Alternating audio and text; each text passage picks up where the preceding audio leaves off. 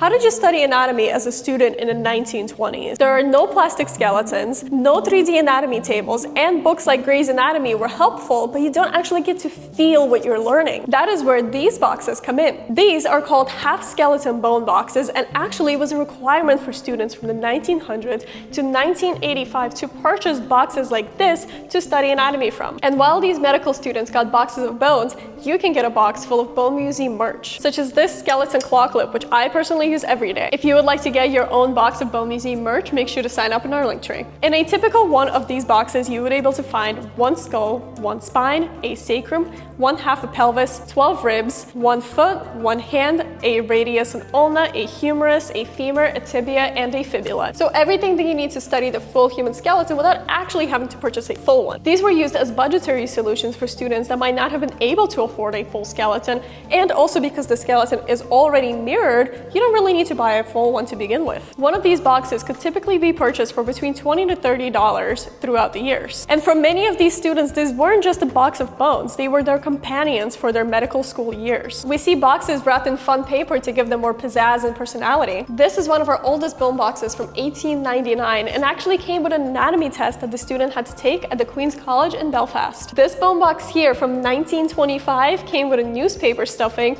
and one of them had an interview with a 95-year-old man that was celebrating his 40th child. We see bone boxes where students write their name all over it. We also see bone boxes where the students actually name the skeletons, and one of the most common names are usually Henry or Gary. Our comparison skeleton for the gigantism came from one of those bone boxes, and as you can see, it has Jank, short for Jenkins, written on every single bone. Our primary focus here at the Bone Museum is to raise awareness about the history of this medical bone trade. If we do some quick math and we take every single medical student in the United States and we multiply by the average number of students in a graduating class, there's at least 800,000 of these medical bone boxes floating around just the United States alone. And mind you, the medical bone trade was global. Typically, these boxes are found by next of kin who are sorting the estate of a loved one that might have just passed away. And here at the Bone Museum, we try to give them a second home until a permanent solution of what can be done with all of these remains can be found. If you found this video interesting and you learned something new today, make sure to follow the Bone Museum for more.